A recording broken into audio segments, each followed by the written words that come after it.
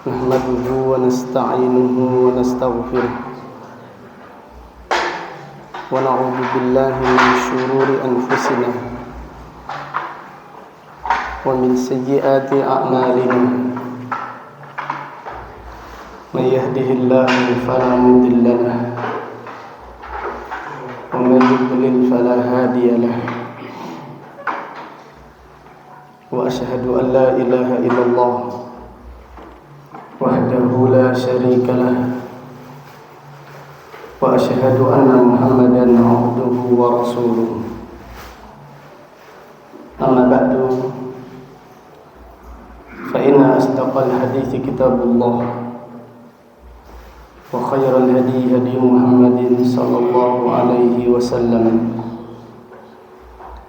وشر الأمور محدثاتها وكل محدثة بدعة وكل بدعة ضلالة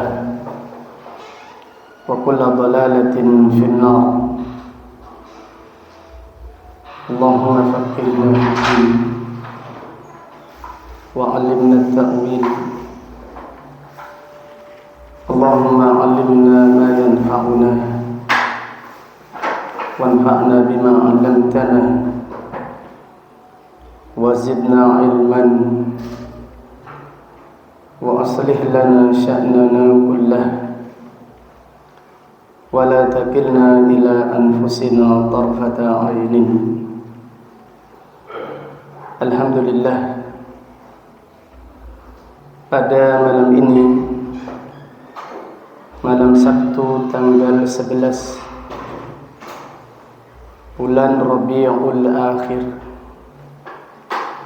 tahun 1447 Hijriah, dengan izin Allah Ta'ala kita melanjutkan kembali kajian kitab Al-Wajiz fi Fiqh Sunnah wal Kitabil Aziz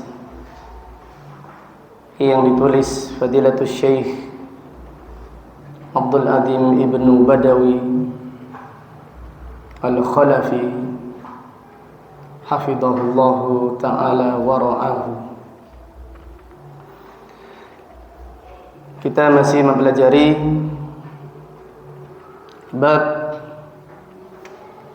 mengatasi perselisihan antara suami dan istri apabila semakin membesar, yaitu dengan cara memutus dua orang yang adil, satu dari pihak suami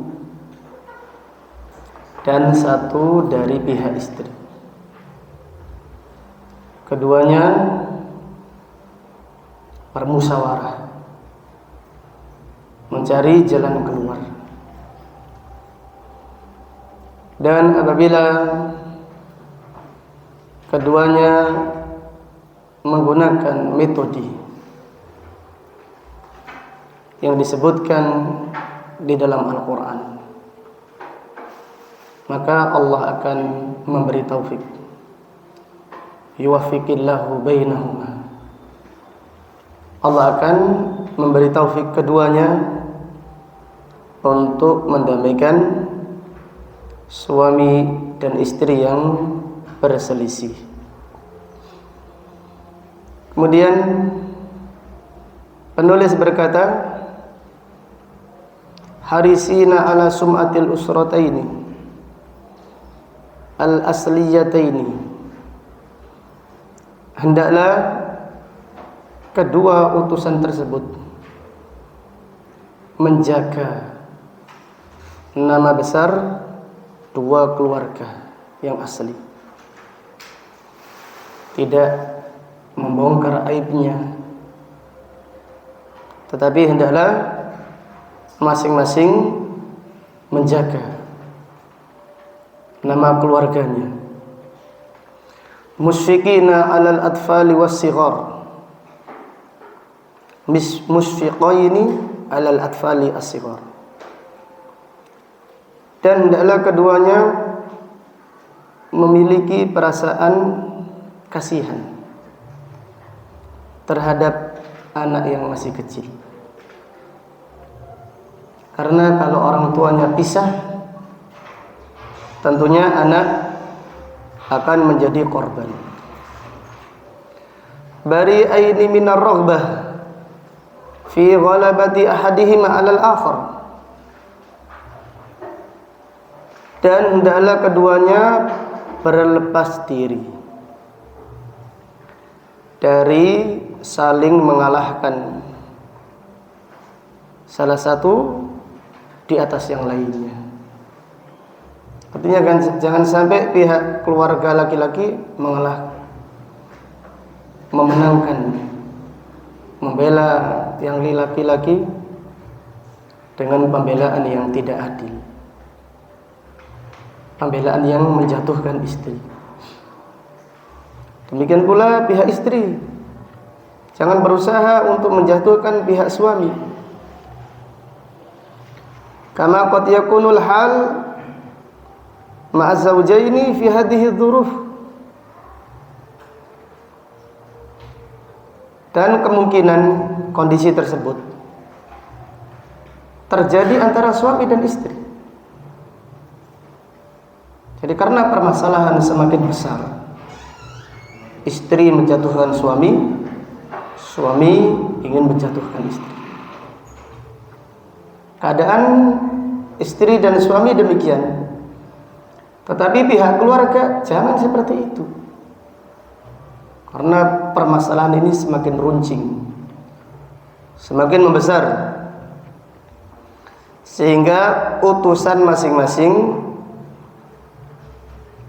hendaklah berlepas diri, menjauhkan dari sifat egoisme, memenangkan pihaknya. Tidak demikian. Raghibaini fi khairi zawjaini wa atfalihima wa muassasatihima al-muhaddada bid-damar. Dan hendaklah keduanya menginginkan kebaikan untuk suami dan istri serta anaknya dan keluarganya yang terancam akan hancur. Wa fil waqti dzatihi huma mu'tamani ala asrari zawjaini. Dan juga keduanya menjaga amanah dari rahasia suami istri. Li'annahuma min ahlihima, karena keduanya dari keluarganya. La khaufa min tashhirihima bihadil asrar, tidak ada kekhawatiran dari keduanya untuk membongkar aib suami tersebut atau istri tersebut. Idla maslahata lahuma fi tashhir biha, karena tidak ada maslahatnya bagi keduanya untuk menyebarkan aib mereka. Bal maslahatuhuma fi dafniha wa mudawaratiha, akan tetapi masalahnya membendam aib tersebut serta memperbaikinya. Jadi demikian, hendaklah utusan tersebut memiliki sifat amanah. Kadang-kadang sekarang orang yang tidak paham agama dicurhati, kemudian curhat diceritakan orang lain. Ini apa ini? Orang yang dicurhati itu hendaklah menjaga amanah. Bukan habis dicurhati diceritakan, tadi fulan bin fulan curhat demikian. Ini tidak amanah ini. Membongkar aib, menyebarkan aib. Tidak pantas orang yang seperti itu dimintai curhat, dimintai nasihat. Tidak pantas menjadi tempat curhat. Jadi apabila kita dimintai nasihat, Kemudian yang memintai nasihat menyebutkan keluhannya, masalahnya demikian. Ini amanah bagi kita, rahasia. Janganlah kita menyebarkan. Demikian. Kemudian penulis berkata, yajtami'ul hakamani limuhawalatil islah. Dua utusan, dua hakim tadi, artinya dua utusan dari pihak keluarga berkumpul untuk memperbaiki. Fa in kana fi nafsi zawjaini raghbatun haqiqiyatun fil islah. Dan apabila di dalam diri suami dan istri masih ada keinginan untuk berdamai, wa kana al-ghadabu faqat, hanya saja kemarahan, alladhi yahjibu hadhihi raghbah, yang menghalangi keinginan ini, fa innahu bi musa'adati raghbah al-qawiyyah fi nafsil hakamain yuqaddirullahu salaha bainahuma wa taufiq. Jadi suami sebenarnya ingin damai dengan istri, istri pun sama, tapi masing-masing marah. Dengan bantuan utusan tadi dari pihak keluarga yang ikhlas, yang tulus, yang jujur, yang amanah, Allah akan mentakdirkan perbaikan antara suami tersebut, antara suami dan istri tersebut. Sebagaimana Allah Ta'ala berfirman, in yurida islahan yuwaffiqillahu bainahuma. Jika keduanya ingin islah, Allah akan memberi taufik antara keduanya. Fahuma yuridanil islah wallahu yastajibu lahuma wa yuwaffiq. Keduanya ingin islah dan Allah mengabulkan keduanya serta memudahkannya. Innallaha kana aliman khabira. Sesungguhnya Allah Maha mengetahui sesuatu yang nampak dan Maha mengetahui sesuatu yang tersembunyi. Jadi metode yang terakhir ini jarang diamalkan. Masing-masing sudah langsung cerai saja. Pihak laki-laki tidak bisa menahan dirinya, langsung menjatuhkan cerai. Pihak istri juga demikian. Tidak sabar dengan suaminya, langsung ke pengadilan, gugat cerai. Jadi metode-metode Al-Quran tidak digunakan. Jadi sedikit yang sebelum terjadi perceraian, ketika masalah semakin besar, mereka dengan jujur, dengan adil, meninggalkan egoisme, meninggalkan hawa nafsu. Masing-masing pihak suami memanggil utusan, pihak istri juga memanggil orang yang dimuliakannya. Keduanya bermusyawarah.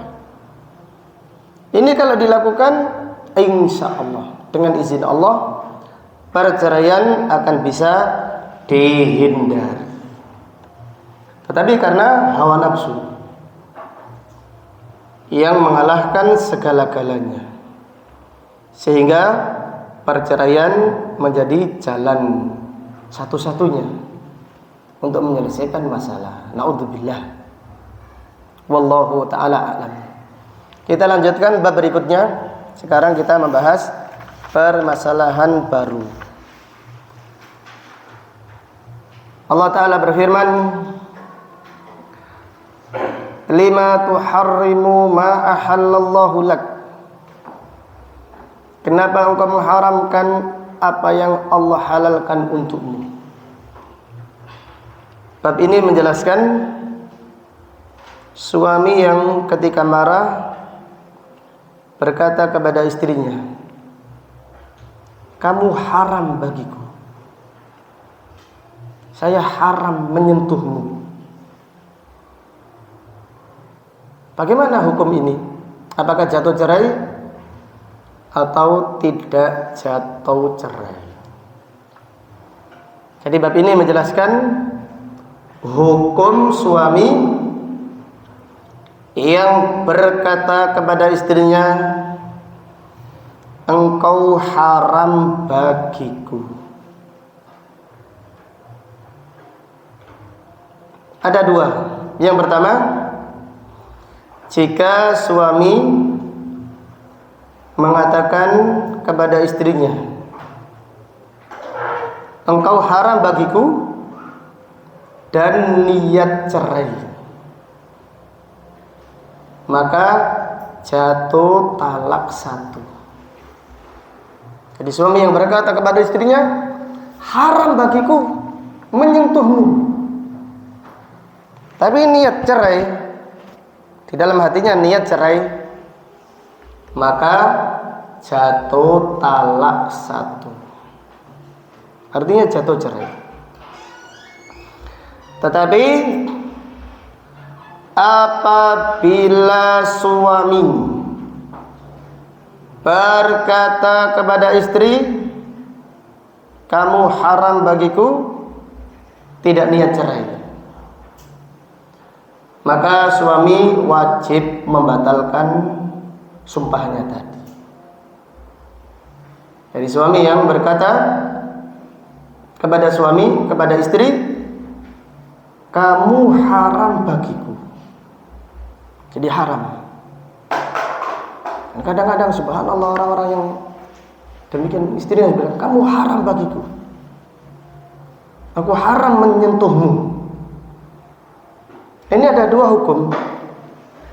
Jika suami niat cerai, maka jatuh cerai. Jadi ucapan kepada istri, wahai istriku, engkau sampeyan anti haram bagiku, aku juga haram bagimu. Kemudian hatinya niat cerai, ini jatuh cerai, jatuh talak. Ini yang pertama. Kemudian yang kedua, suami mengatakan demikian, tidak niat cerai, mungkin saking marahnya saja, mengatakan pada istrinya, engkau haram bagiku, tapi tidak ada niat cerai. Ini tidak jatuh cerai. Tetapi suami wajib menggugurkan sumpahnya tadi, wajib membayar denda. Dendanya satu, membebaskan budak. Dua, memberi pakaian 10 orang miskin. Tiga, memberi makan 10 orang miskin. Jadi tiga ini disuruh memilih. Kalau yang kaya silahkan milih yang pertama, membebaskan budak. Kalau yang sederhana tapi mampu, menengah ke atas, berilah pakaian untuk 10 orang miskin. Yang ketiga, memberi makan 10 orang miskin. Kemudian siapa yang tidak bisa, dendanya diganti dengan berpuasa 3 hari. Jadi siapa yang tidak bisa, maka dendanya diganti dengan puasa 3 hari. Kita bahas dalilnya. An Anas radhiyallahu anhu, anna Rasulullah sallallahu alaihi wasallam kanat lahu amatun yata'uha. Dari Anas radhiyallahu anhu bahwasannya Rasulullah sallallahu alaihi wasallam memiliki budak sahaya dan beliau mengumpulinya. Beliau mengumpulinya di rumah Hafsah. Ketika Hafsah pergi, datang Maria Qibtiyah, dipanggil Nabi sallallahu alaihi wasallam. Kemudian Nabi sallallahu alaihi wasallam mengumpulinya, Maria Qibtiyah, ibunya Ibrahim. Ibrahim ibnu Rasulullah sallallahu alaihi wasallam.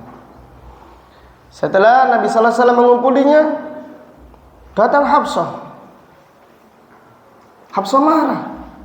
Ya Rasulullah, engkau mengumpuli budak di rumahku dan di waktu giliranku. Kemudian Nabi sallallahu alaihi wasallam menenangkan Hafsah. Beliau ingin mencari ridhonya Hafsah dengan berkata, mulai sekarang aku mengharamkan diriku atas Maria Kiptiyah. Mulai sekarang Maria Kiptiyah haram. Aku tidak akan mengumpulinya. Kemudian Hafsah cerita Aisyah. Karena Hafsah sangat dekat dengan Aisyah. Falam tazal bihi Aisyah wa Hafsah. Aisyah dan Hafsah menyebut permasalahan ini kepada Nabi sallallahu alaihi wasallam. Hatta ja'alaha ala nafsihi haraman. Sampai Nabi sallallahu alaihi wasallam mengharamkan Maria Kiptiyah atas dirinya. Jadi saya berkata, ya Rasulullah, kenapa engkau mengumpuli Maria Kiptiyah di rumahnya Hafsah? Demikian. Sampai Nabi sallallahu alaihi wasallam berkata, baik, mulai sekarang Maria haram bagiku. Fa anzalallahu hadhil ayah. Setelah itu Allah menurunkan ayat ini. Ya ayyuhan nabiyyu lima tuharrimu ma ahallallahu lak tabtaghi mardata azwajik wallahu ghafurur rahim. Qad faradallahu tahillata aymanikum. Wahai Nabi, kenapa engkau mengharamkan apa yang Allah halalkan untukmu? Hanya karena engkau mencari keridhaan istri-istrimu. Dan Allah Maha Pengampun lagi Maha Penyayang. Qad faradallahu tahillata aymanikum. Sungguh Allah mewajibkan engkau membatalkan sumpahmu. Wallahu maulakum. Dan Allah adalah penolongmu. Jadi Allah Subhanahu wa taala memerintahkan di dalam surat At-Tahrim. Jadi surat At-Tahrim, surat yang artinya mengharamkan. Kenapa? Karena Nabi sallallahu alaihi wasallam mengharamkan Maria Kiptiyah atas dirinya. Setelah ketahuan Hafsah kalau beliau mengumpuli Maria di rumahnya Hafsah di waktunya giliran Hafsah untuk mencari keridhaan Hafsah dan juga Aisyah, Nabi sallallahu alaihi wasallam berkata, wallahi, demi Allah, Maria Kiptiyah haram bagiku. Ini sebab nuzul yang pertama. Sebab nuzul yang kedua, Rasulullah sallallahu alaihi wasallam setiap sore menjenguk rumah istri-istri beliau. Dan di rumahnya Zainab beliau dihidangkan madu. Dan Rasulullah sallallahu alaihi wasallam suka madu. Kemudian Aisyah, Sauda, Hafsah sekongkol. Mereka bersongkol. Ayo kalau Nabi sallallahu alaihi wasallam mendatangi rumah kita, kita mengatakan, ya Rasulullah, engkau minum maghfir. Maghfir adalah minuman yang terbuat dari daun bidara dan baunya tidak sedap. Nabi sallallahu alaihi wasallam tidak suka. Beliau tidak suka yang tidak baunya sedap. Nabi sallallahu alaihi wasallam tidak suka. Jadi di rumahnya Zainab, Nabi sallallahu alaihi wasallam diberi madu. Setelah itu beliau ke rumahnya Sauda. Sauda berkata, ya Rasulullah, Sudah mencium megang hidungnya. Apakah engkau minum maghfir? Tidak. Saya tadi di rumahnya Zainab minum madu, tidak minum maghfir. Saudah berkata, tapi engkau bau maghfir. Pindah lagi ke rumahnya Hafsah. Hafsah berkata lagi, ya Rasulullah, apakah engkau minum maghfir? Engkau bau maghfir. Nabi SAW berkata, tidak, saya tidak minum maghfir. Saya minum madu. Ke rumahnya Aisyah juga demikian. Akhirnya Nabi SAW bersumpah, demi Allah saya tidak minum apapun di rumahnya Zainab. Jadi lihat, kadang-kadang istri itu ada senggongolnya juga. Jadi rumah tangga Nabi SAW diambil pelajaran. Jadi kadang-kadang wanita kalau cemburu hilang, kesempurnaan dirinya hilang. Padahal mereka ini wanita penghuni surga. Aisyah dijamin surga, Hafsah dijamin surga. Semua istri Nabi SAW juga dijamin surga. Tetapi ada seperti itu, ada permasalahan kecil. Karena saling cemburu antara satu dan yang lainnya. Nabi SAW berkata, demi Allah saya tidak akan minum apapun di rumahnya Zainab. Setelah itu Allah menurunkan surat At-Tahrim. Ya ayyuhan nabiyyu lima tuharrim ma ahallallahu lak. Wahai Nabi, kenapa engkau mengharamkan apa yang Allah halalkan untukmu? Demikian. Kembali kepada pembahasan. Rasulullah sallallahu alaihi wasallam mengharamkan Maria Kiptiyah atas dirinya. Setelah itu turun firman Allah memerintahkan supaya Nabi sallallahu alaihi wasallam membatalkan sumpahnya. Kemudian wa an Ibnu Abbas radhiyallahu anhuma qala, dari Abdullah ibnu Abbas radhiyallahu anhuma ia berkata, idza harrama ar-rajulu imra'atahu fahiya yaminun yukaffiruha. Apabila seorang suami mengharamkan istrinya, itu hukumnya sama dengan sumpah. Maka hendaklah ia membatalkan sumpahnya.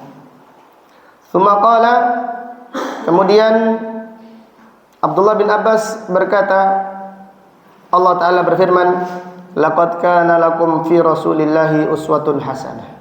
Sungguh pada diri Rasulullah sallallahu alaihi wasallam terdapat suri tauladan yang baik bagi kalian. Kemudian penulis berkata, faman qala li zaujatihi anti alayya haram fa alaihi kafaratu yaminin. Siapa yang berkata kepada istrinya, engkau haram bagiku, maka dia wajib membayar denda sumpah. Wahiyal madhkura fi qoulihi ta'ala. Ini yang disebutkan pada firman Allah Ta'ala, surat Al-Maidah ayat 89. La yu'akhidukumullahu billaghwi fi aymanikum walakin yu'akhidukum bima aqadtumul ayman. Allah tidak menghukum kalian karena sumpah yang tidak sungguh-sungguh, yang terbiasa keluar dari kalian. Ini orang Arab. Orang Arab itu gampang sumpah, tapi tidak sengaja. Kita bertanya, wahai Syekh, apa engkau baru datang? Dia berkata, wallah, iya demi Allah. Ada lihat dan niat sumpah. Kita bertanya, wahai Syekh, hal akalta? Wahai ya Syekh, apakah engkau sudah makan? Naam wallah, iya demi Allah. Ini namanya al-laghwu fil aiman, sumpah yang tidak sungguh-sungguh. Walakin yu'akhidukum bima aqadtumul aiman, tetapi Allah menghukum kalian dari sumpah yang sungguh-sungguh. Fakafaratuhu it'amu asyarati masakin min awsati ma tut'imuna ahlikum aw kiswatuhum aw tahriru raqabah. Dendanya sumpah memberi makan 10 orang miskin dari pertengahan makanan yang kau berikan kepada keluarga kalian. Tidak terlalu mahal, tidak terlalu murah, pertengahan. Au kiswatuhum, atau memberi pakaian kepada mereka 10 orang miskin. Au tahriru raqabah, atau membebaskan budak. Faman lam yajid fasiyamu thalathati ayyam. Siapa yang tidak mampu, hendaklah ia berpuasa 3 hari. Dzalika kaffaratu aymanikum idza halaftum. Demikianlah tanda sumpah kalian jika kalian bersumpah dan ingin membatalkannya. Tandanya tadi 1, apa tadi? 1, bebaskan budak. 2, memberikan pakaian untuk 10 orang miskin. 3, memberi makanan 10 orang miskin. Kalau tidak mampu, puasa 3 hari. Demikian. Jadi kembali kepada pembahasan suami yang berkata kepada istrinya, engkau haram bagiku jika niat cerai, jatuh cerai. Tapi kalau tidak niat cerai, dia wajib membayar denda sumpah. Wallahu ta'ala alam.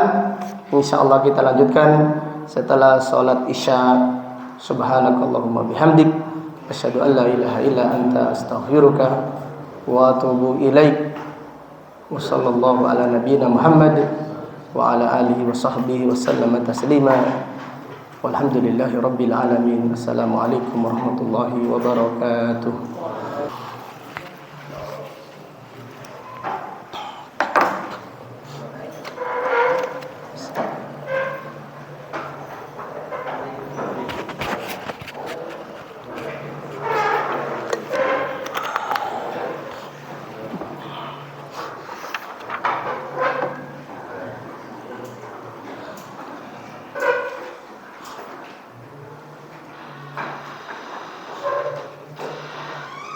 Innal hamdalillah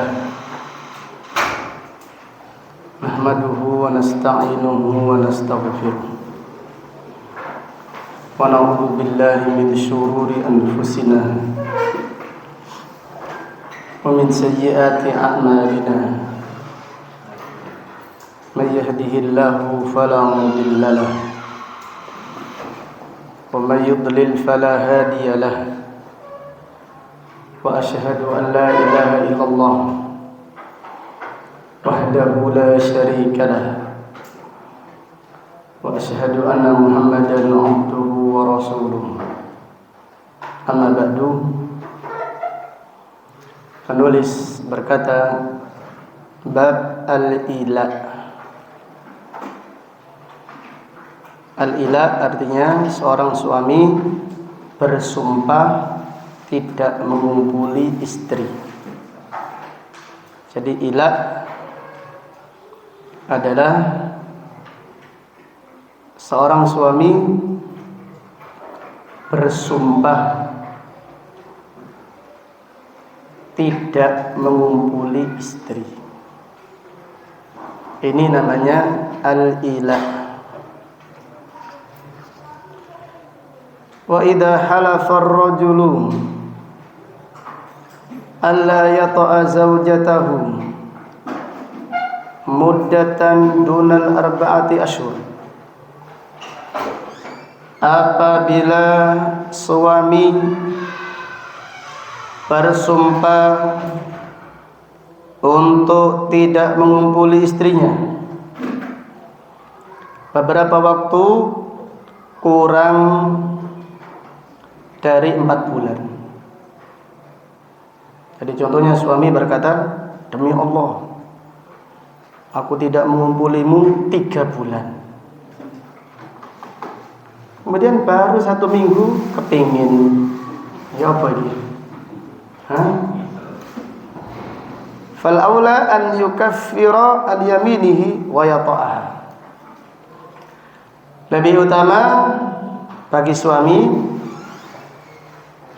membatalkan sumpahnya dan membayar dendanya. Dan dia boleh mengumpuli istrinya. Liqaulihi sallallahu alaihi wasallam, berdasarkan sabda Nabi sallallahu alaihi wasallam, man halafa ala yaminin fara'a ghairaha khairan minha falyati alladhi huwa khairun wal yukaffir an yamini.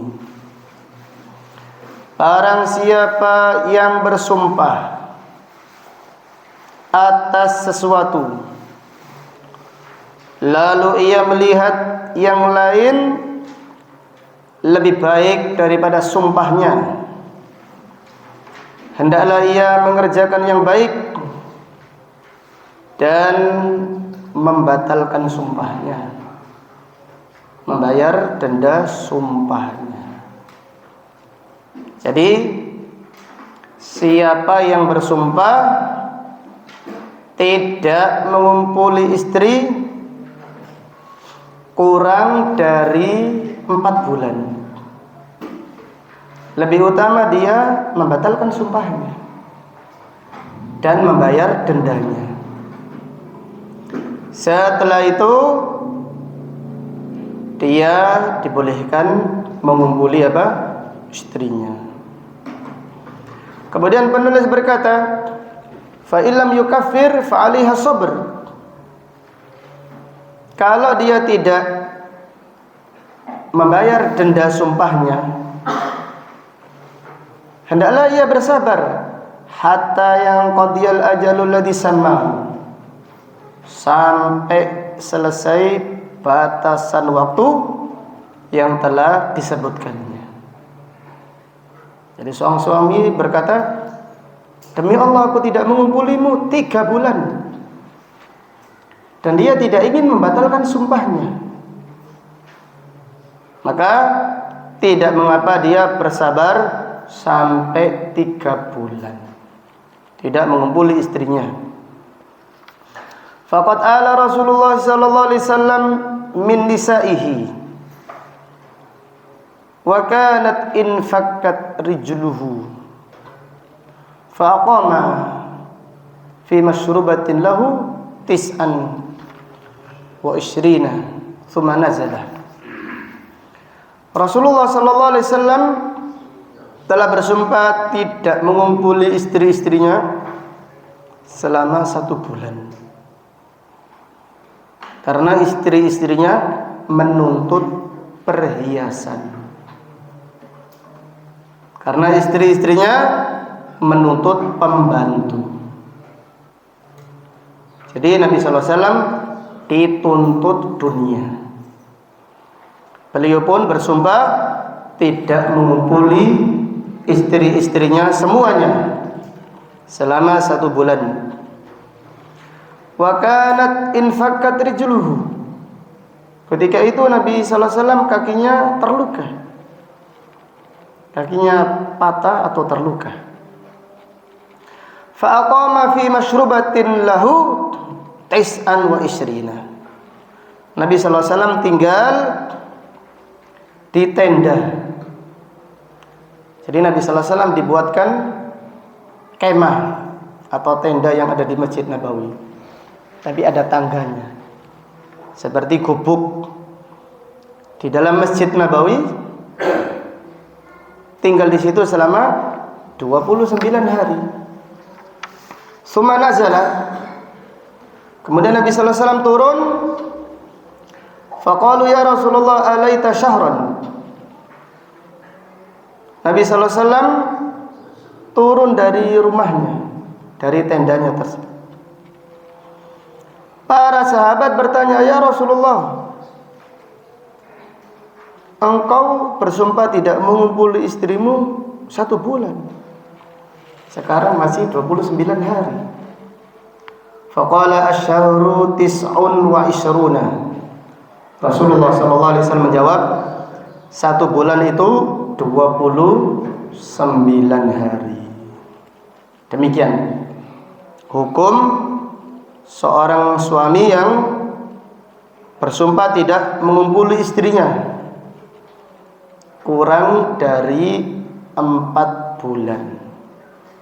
Apa hukumnya? Lebih utama dia membatalkan sumpahnya dan membayar denda sumpah. Lalu dia mengumpuli istrinya. Atau yang kedua, dia bersabar melewati waktu yang telah disebutnya ketika bersumpah tidak mengumpuli istrinya.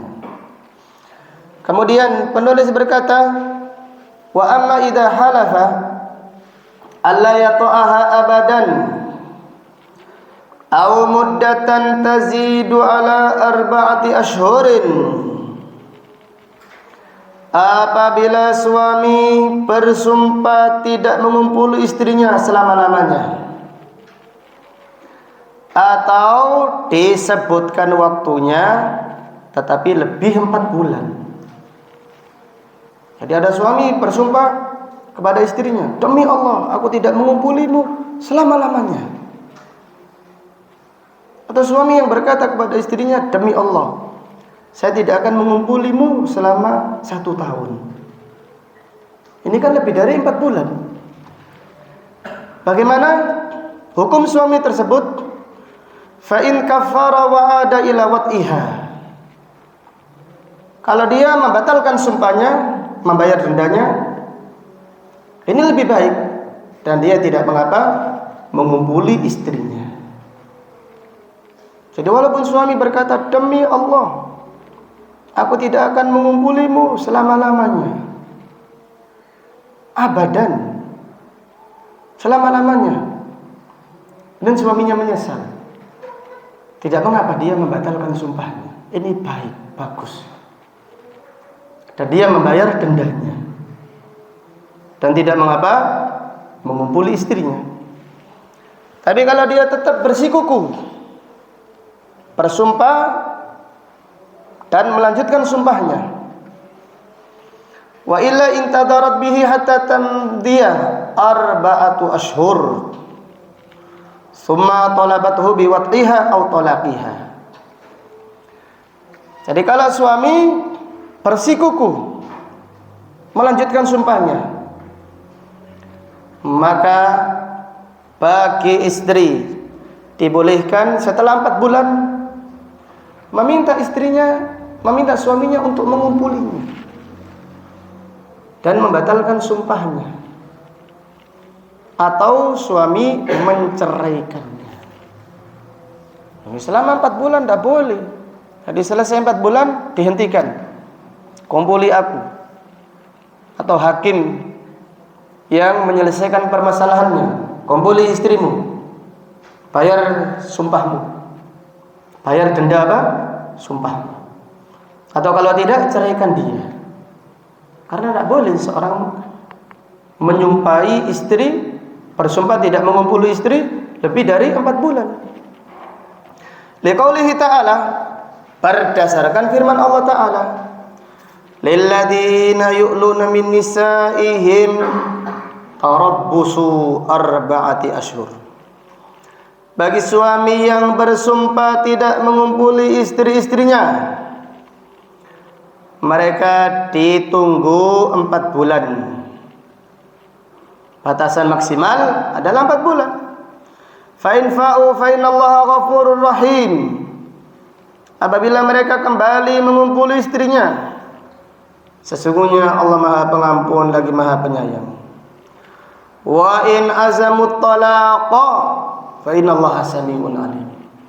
Tapi kalau mereka niat cerai, sesungguhnya Allah Maha mendengar lagi Maha mengetahui.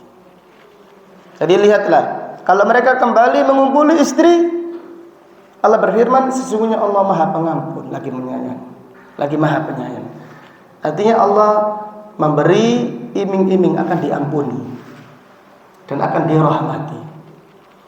Tetapi kalau siapa yang niat cerai, Allah berfirman, fa innallaha samiun alim. Sesungguhnya Allah Maha mendengar lagi Maha mengetahui. Ini adalah peringatan. Jadi kalimat fa innallaha samiun alim, Allah Maha mendengar. Allah Maha mengetahui siapa yang niatnya baik dan siapa yang niatnya tidak baik. Wa an-Nafi anna Ibnu Umar kana yaqulu fil ilah alladhi sammallahu ta'ala la yahillu li ahadin ba'dal ajal illa an yumsika bil ma'ruf aw ya'zima bit talaq kama amarahu Allah azza wa jalla. Dari Nafi bahwasannya Ibnu Umar menyampaikan pernyataan tentang ilah yang disebutkan Allah Ta'ala. Abdullah bin Umar berkata, tidak halal bagi siapapun setelah 4 bulan, setelah berlalu 4 bulan, kecuali dia mempertahankan istrinya dengan baik. Artinya adalah dia mengumpulinya lagi, atau dia menceraikannya. Kama amarallahu bih, sebagaimana Allah Ta'ala perintahkan. Dengan demikian, suami yang bersumpah tidak mengumpuli istrinya lebih dari 4 bulan, maka dia dihentikan setelah berlalu 4 bulan. Kumpuli istrimu. Kalau dia mengumpuli istrinya, Allah Maha Pengampun, Allah Maha Penyayang. Kalau tidak, ceraikan istrimu. Jangan digantung dengan tidak dikumpuli selama-lamanya. Wallahu ta'ala alam. Sampai di sini kajian kita pada malam hari ini. Insyaallah pada pembahasan berikutnya kita akan mengkaji tentang zihar. Setelah itu tentang tolak dan yang lainnya.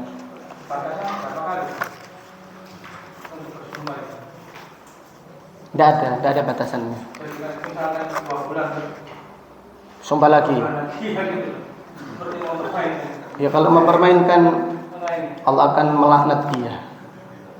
Jadi siapa yang mempermainkan ayat-ayat Allah, Allah akan melaknatnya.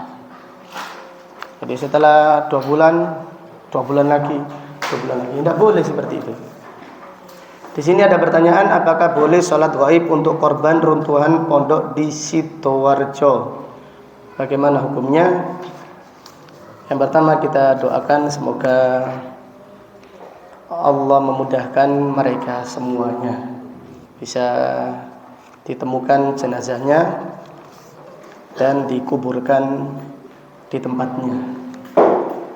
Karena mereka masih saudara kita muslim, maka kita berdoa semoga Allah mengampuni mereka, Allah merahmati mereka, mengampuni dosa-dosanya, menerima amalnya, dan memberi kesabaran kepada keluarganya. Adapun untuk sholat gaib tidak disyariatkan. Sholat gaib disyariatkan apabila jenazah tidak ada yang mensolatkannya. Sekarang kan masih berusaha ditemukan. Contohnya dulu pernah ada sholat gaib. Jadi ada jenazah, iya, itu gak ditemukan sholat gaib. Karena dalilnya Nabi sallallahu alaihi wasallam mensolatkan jenazah Najasyi yang di tempatnya tidak disolati. Nah, ini disyariatkan sholat gaib. Karena sholat jenazah hukumnya fardu apa? Fardu kifayah. Kalau ada yang mensolatkan, berarti gugur kewajiban dari yang lainnya. Tetapi kalau nggak ada yang mensolatkan, baru kita akan sholat gaib.